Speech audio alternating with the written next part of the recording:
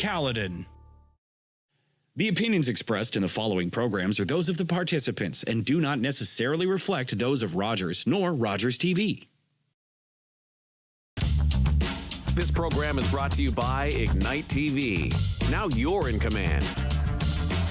Visit Rogers.com for more details.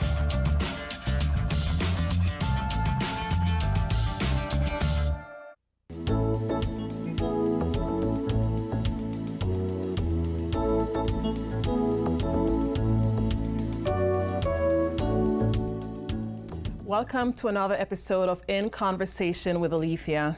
My name is Alethia O'Hara-Stephenson, host of the show. This show is about having conversations with amazing individuals in our community that are doing tremendous things, inspiring things. The show will educate, it will empower you, and it will inspire you. In today's episode, we're going to talk about business, family, and community. And I am honored to have the amazing, dynamic power couple, the Jameses, here in the studio with me today. Andrew and Juli-Anne boast a very impressive resume. They are both the recipient of the Town of Shelburne's highest award, which is the Community Excellence Award. They are the founders and operators of Town Teas, and of course, the founders of Streams Community Hub. We're going to get into all of that as we go through today's show. So please join me in welcoming Andrew and Juli-Anne to the show. Thank you so much for being my guest today. Thank you so much. It's our pleasure to be here. Yeah. Awesome. It's incredible to have, amazing community leaders like yourselves, giving back and building the community. But before I get into the show, I'd like our viewers to hear a little bit more about each of you. So I'm going to start off with you, ladies first. Okay. So Juli-Anne, can you share with our audience a little bit more about your background? You've got a tremendous resume, right? So I'd love to hear a little bit more about your background, your resume, and then we'll dive into it further. Okay. Well, I was born in Alberta, and I grew up in St. Lucia. It's an island in the Caribbean, for those who don't know. It's a little dot in the Caribbean Sea. So I grew up in St. Lucia. I'm the last of 5 kids of my parents, and I grew up surrounded by entrepreneurs. My father was even though he came from humble beginnings, he was very entrepreneurial, and so we had bakeries, we had a hotel. He founded the first insurance company on the island of St. Lucia. So I grew up taking dictation, attending board meetings, and whatever else he could get me to do for free. So that's my background growing up in St. Lucia. And because I'm Canadian born, it ended up being a lot more cost effective for me to come back to my country of birth to pursue my studies at university. So when I was 19, I came back to Canada, attended York University. I followed a program of study in commerce and specialized in marketing. And a series of events led me to work for a global wealth management company, where I now serve as a senior communications consultant. So I know you say it's a tremendous resume, but that's really the long and short of it. That's incredible. And I'm going to come right back to you. But Andrew, again, you have another impressive resume, and I know you've spent time in the arts and on Broadway and all of that great stuff. Can you share with us, your journey and a bit of your resume? Yeah. Born and raised in Mississauga, and went to high school in Meadowville, graduated with the Performing Arts Award for my graduating year, and went to California to an acting competition in my last year of school. And from there got accepted into a post-secondary school in New York. So moved to New York, studied acting out there. Bunch of crazy, fun, wild antics, met a lot of crazy, cool people. And then all of a sudden I felt like I needed to come back home. Right. I thought I was never gonna come back to Toronto. But I came back to Toronto, got connected with a local church and a youth group. And I quickly saw the path I think that, God had me on, which was all the experience with, the acting and arts. I found that I could use it as a tool to connect with young people. And so this was 2000. That's when I started on this journey of using the arts as a tool to connect with young people. Started my own management company, did some national events, had a national magazine. Wow. A bunch of different things, and then found this person here. And now we're here. And now we're here. Yeah, that's the real quick, short version of it. But That's incredible. And when I said power couple, I meant that in every sense of the word. And you complement each other so well, right? I just look at the dynamic between the both of you right now. I absolutely love it. And there's excellence, between both of you and, with both of your families. And I'm going to give your brother, some credit because, he was recently inducted into the Mississauga Music Hall of Fame, right? Yes. That is a huge accomplishment. You must be so proud. So congratulations to him. Thank you so much. It's a very proud moment for the entire family. Anybody who knows what it's like to grow up in the West Indies, you know that there isn't a lot of access to opportunities, especially in the arts. And so for him to have achieved this is truly remarkable, and we are so proud. That is incredible. Yeah. And clearly, you are, sowing seeds of excellence yourself, right? You are both the recipient of the Town of Shelburne's Community Excellence Award. What was that achievement like for you? Amazing, but at the same time, we feel like we have so much more that we want to offer to the town. And so I'll echo some of what my brother said in his speech when he was accepting his star, that we really plan to continue to work hard to continue to earn that award. Amazing, amazing. Yeah. Anything to add to that, Andrew? I know. No, I mean, we feel like, we just scratched the surface. Yeah. We got, I guess, big visions in our mind, and as much as we are doing excellent things, as you say, which we appreciate, we see so much more for the community, and not just for us, but like us being a part of all the other people who are doing amazing things in our community. And just, And you talk about big vision. We're going to get to that big vision in the second segment, so hold that thought. Yes. I want to focus on the arts and the importance of arts, right? I have a daughter who spent many years doing dance, and so I have some experience understanding the discipline that comes with the performing arts. But from your perspective, your experience, what is the significance behind someone studying the arts, and what are the benefits? Ladies first. So I think when I think about it, art in any form, and we are very multidisciplinary in our approach to arts, and I think arts in any form, especially for young people, any art that you create is a unique expression that comes from you. It's almost something that you can consider sacred. So for young people, when they have the opportunity to create something and to express something that is so unique to them, and then put that out there and have other people affirm it, you're doing more than just affirming a piece of art. You're actually affirming the whole person. And so I think that is the root of why we think it's so important to give young people the opportunity to explore so many different facets of the arts, so that they can kind of discover, what is my unique thing? For some it may be cooking, for some it may be singing, for some it may be getting on stage.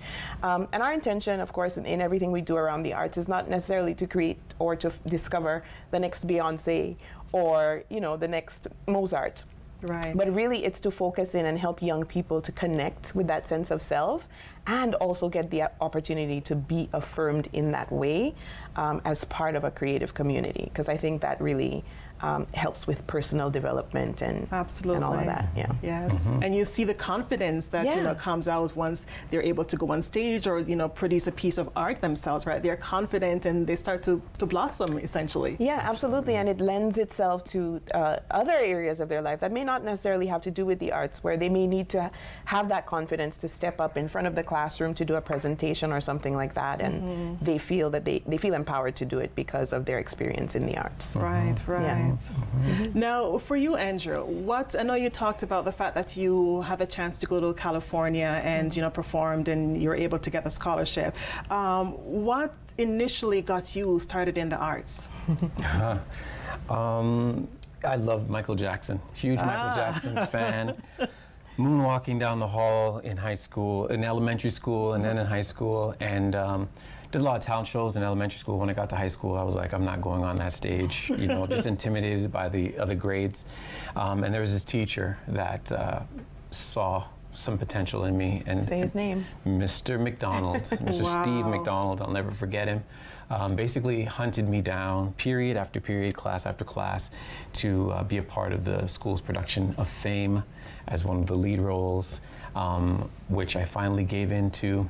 And I realized the power of the arts. I realized that, being on this stage really helped to give me a sense of belonging, a sense of identity, and a sense of purpose, and it really, I guess, streamlined the rest of my life. So yeah, it was really, just being a class clown and this teacher recognizing that that I could do more than just, be a potential A student, but end up with B's and C's, Right. And channel that energy into becoming something greater, something more. So that's important. Yeah. That's incredible. And you know what I'm hearing? There's a common theme with teachers, right? On the very first episode, Steve Anderson talked about a teacher, Yes. got him on the path of being a lawyer. And here you are again speaking about Mr. McDonald, who was, able to create that path for you, or, put you on that right path. So that's incredible, the role that teachers play in a young person's life. So Absolutely. shout out to all the teachers out there and Yes. educators and Yes. arts educators like Yeah. yourselves, right? Yeah. Who are creating great things for our young people. When you talk about, again, looking at how far you've come on your journey, what is your legacy that you'd want to leave behind? I know we're going to talk about streams later, but from your perspective, what is the legacy that you want to leave behind for your children even? Yeah, I think, when we just talked about teachers, and we always talk about the fact that, if there is someone who goes on to discover some talent inside of them and they go on to achieve something great, if they are accepting their award and they say, Andrew James saw me running around the neighborhood and said, why don't you come and do this arts program? And that's how I started, and that's what led me here. I think we would have done our job, even if it's just for the one person. So I think, when I think about our legacy, I think we strive, just as Andrew has described that moment, that teacher and the impact of his actions, I think we strive to be as impactful in the individual life of a young person. For me, that's... And just expanding on that, I think we just want to be the outlet or the environment that helps to fan that flame inside of everybody, Right. Yeah. And really help people recognize that they can do anything that they put their mind to, that they have purpose, that they have potential, and creating an environment for them to explore their passions, help them to find that purpose. So I just want to, I want to set people on fire, set them ablaze in their purpose in life. I think that would be the best. That's incredible. Yeah.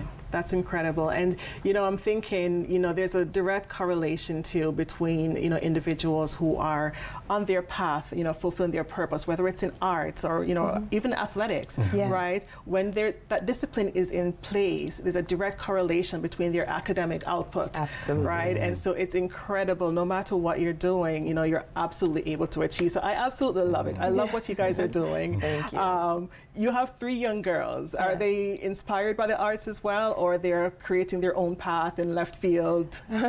So far, they have proven to be very creative young ladies. We have one daughter in particular who really is very skilled and talented in the area of art, visual art, and so she draws some amazing things, and I know she didn't get it from me. So I don't know if you would claim that, but I don't know where she got it from. But they do, and we have our eldest daughter really loves the stage. She's really taken to the stage, and it's incredible to see because she has a certain discipline when it comes to the arts. If she knows that she's part of a production, even if she's sick, she'll say, you know what, I'm going to go lay down and just see if I can feel better because I know I have to go to rehearsal. She really looks forward to it, you know what I mean? So they all are creative girls. Wonderful. Yeah. Oh my gosh. We're going to pick up the conversation and talk about Streams in a minute. Yeah. So we're going to take a short break, and when we come back, we'll talk about Streams Community Hub.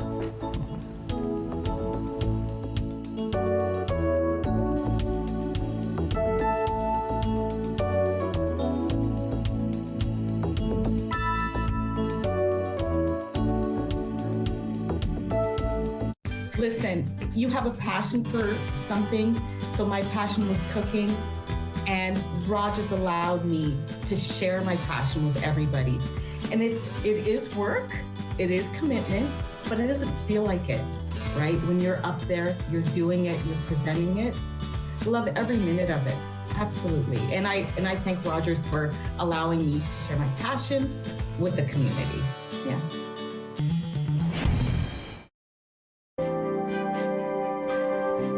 This is Rogers TV.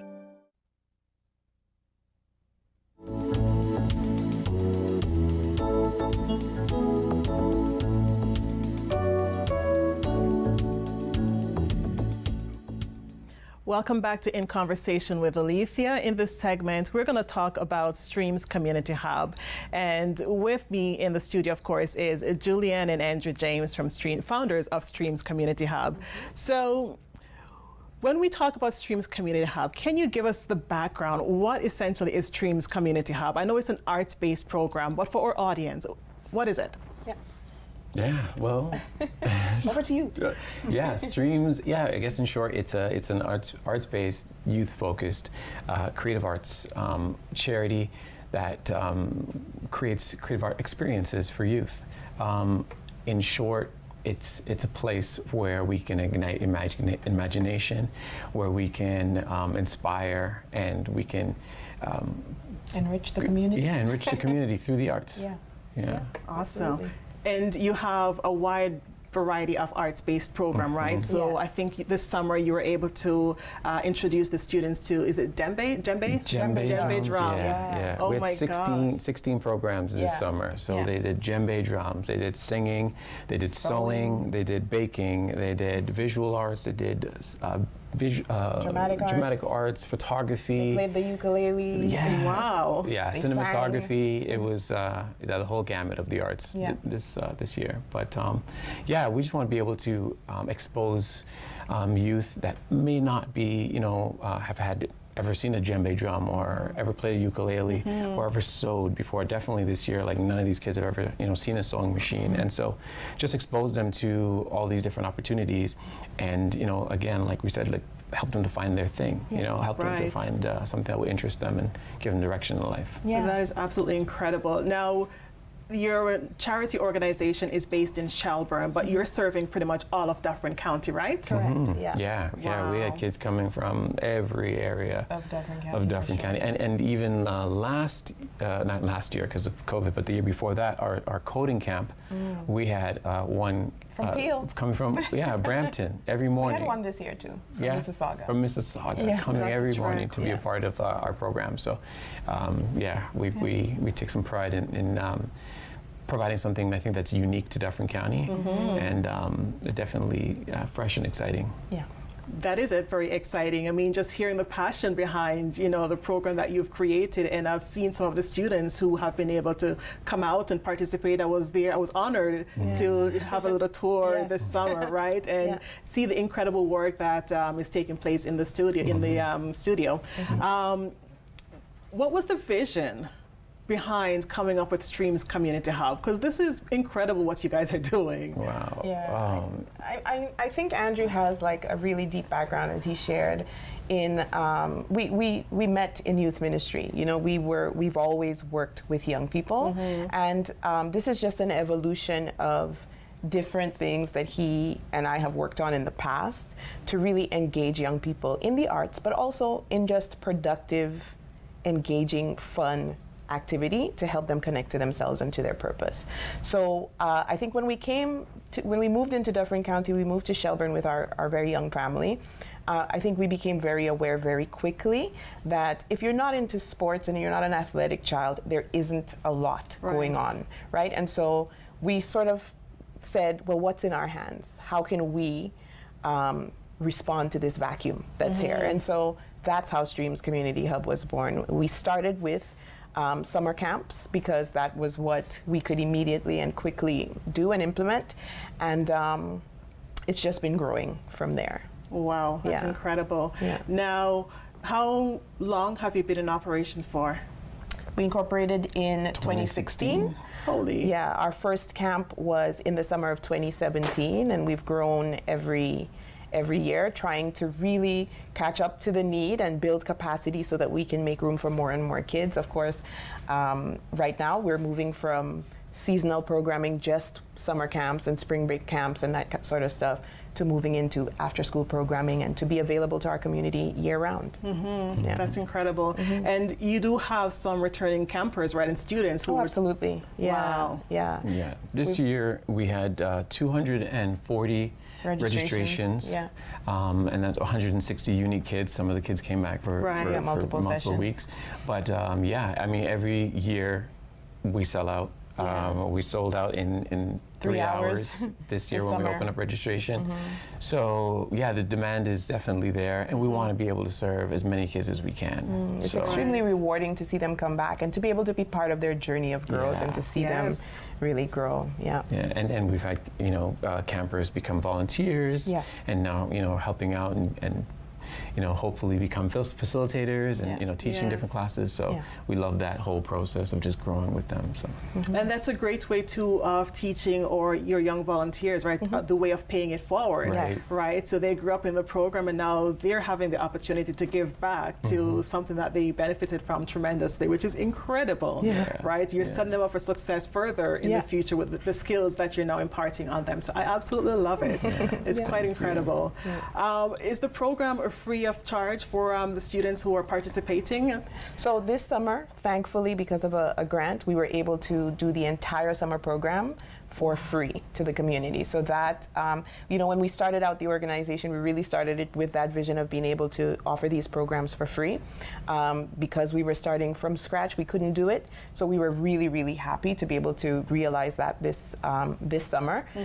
But in general, there is a cost to programs. We try to keep the cost really low. And what we do on top of that is we offer subsidies and scholarships. So if there's a family who can't afford it, they can either opt to pay 50% of the price or they can apply for a full scholarship. And we're very, very proud to say that to date, we have never had to turn down a request for a scholarship, and we'd like to keep it that way. Wow, incredible. And speaking of scholarships, this year, for the first time, you were able to offer a scholarship to a youth post-secondary student, right, Yes. who's participating in the arts, which is Yes. absolutely incredible. Yeah. So you are impacting lives on so many different levels, which is incredible. I want to talk about some of your accomplishments to date. And, I think I've heard some, but the scholarships and the number of students that, have been able to participate in your programs so far since 2016. What are some of your other major accomplishments that you can share and celebrate with our audience? Yeah, so definitely the number of students is one. I think we've served just about over 350 students from children and youth from Dufferin County. And that doesn't include those who have served as volunteers with us, and I know we've clocked in the thousands of volunteer hours from them. So that's definitely one of them. In January 2020, before COVID hit the world, we presented to Town Council of Shelburne, and we asked them to donate land, basically, for us to construct a purpose-built youth arts hub. And we got unanimous support for that. And so that's one of the things that we're really excited about and really working hard to work towards being able to construct that facility and create a place that will make Shelburne the envy of our neighbors. Wow, that's incredible. And huge accomplishments right there. And I believe this year you're also working on your own space. That's correct. Yeah. In the interim. This October, we will be opening the doors to construction of our own interim space, 3,600 square feet. It's going to have different classrooms. It's going to have a training kitchen. little kitchen we can do our culinary classes in. And we're also going to have town teas in there. Nice. And so we want to really focus on hiring youth and just giving them opportunity to do graphic design and learn about how to run a business. And run that all out of the facility on Colonel Phillip. Yeah, in Summerhill Plaza. Wow, absolutely incredible stuff, guys. When you look at, how far you've come again with Streams and all of your accomplishments, I know there's a team behind you guys, right? Of volunteers and supporters and your board members. Yes. How do you, other than the support, how do you attribute the success, right? Yeah, I think beyond our board members and volunteers, which I have to say our board and our volunteers are really a very passionate, energized group of people. Like our volunteers, I don't know, they drink some different kind of water, but they're really great. I think the community has really rallied behind us, and you know, every time we post something, you can tell there's always someone there to encourage us in the mission, and I think that's because there has been that vacuum there, right? The community recognizes how vital this is for children and youth in Dufferin County, so that community support has really been valuable. There are times when, you know, the work is hard and you're tired, but there's always some comment that really keeps you going, and so that's been a valuable source for us. Yeah. It's always rewarding when you hear parents say, you know, my kid is challenged, you know, has challenges in school, and yet comes to camp every morning ready to face the day, gets up every morning and is excited to be there, and has never seen their child disengaged. And so those are the things that really make us feel like, yeah, you know, it's worth it, because we're adding value to a child's life. So. Wow. There's so much to unpack in you know, what you're doing with Streams, but in the essence of time, can you share with us what your, you know, long-term vision is for Streams? You know, where do you see things going from here? Yeah, well, as we said, we're moving into this interim space. We're hoping that over the next 4 to 5 years that we'll be able to deepen our relationships with the community and provide more programming for the community, and then raise funds so that we can build our own community hub that will be a house for not just youth, but for artists as well, to be able to have a space to create and do their thing. And I mean, it would be awesome if we could duplicate this, you know, in other rural areas, other underserved areas, for sure. Yeah. So, yeah, that's the big picture, I guess. But, I love it. I absolutely love everything that you guys are doing, and it would be fantastic, yes, to see, you know, the work replicated in another area, right? And Dufferin County itself is quite large, and possibly even outside. So this is fantastic. I'm going to ask you guys. I'm going to close out on, you know, something fun. Okay. You're both arts-based, and I'm going to challenge you guys now. When you're at home just chilling, relaxing, what music do you listen to? Oh man. Well, we do karaoke a lot. Okay. That's as a family. That's our go-to. Yeah. I mean, a lot of. It's so hard to choose. Like, we listen to pretty much everything. We do listen to a lot of little stuff. bit of everything. It would be too hard to narrow it down. Yeah. Although Michael Jackson, Lionel Richie, a lot of old soul. Anita Baker. What are the songs that you sing? India Arie, you know, Tony Braxton. Okay. So these are songs. I'm highlighting her playlist of karaoke songs. I heard that. What are the songs that you sing? So that tells me that you're a singer. Yes. I love to sing. Yes. Singing is an outlet for me. Yeah. Awesome. Yeah, that's what we do to unravel and just relax. Yeah. I love it. That's incredible, guys. You know what? I'm going to close the show on a high note. Yeah. Thank you guys so much for coming and sharing your journey with us, sharing your background with us, and talking about Streams. And I can't wait to see what you guys accomplish in the near future. So thank you so much. Congratulations on all that you've accomplished. Thank you. And I'd love to have you on again in the future. We love it. Thank you for having us. For Thank you for having the us. opportunity. You're welcome. There you have it, folks. Another episode of In Conversation with Alethia. Join us next time for other amazing guests as we talk about amazing things that are happening in our community. See you next time. Thank you.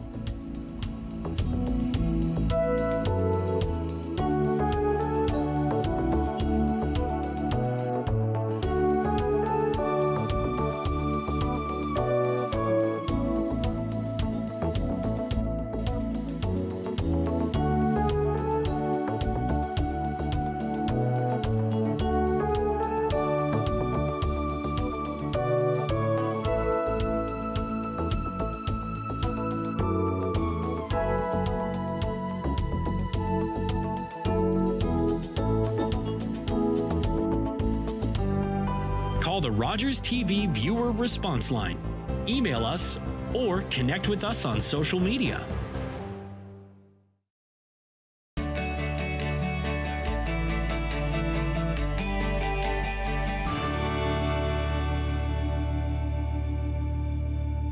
It was our 35th anniversary.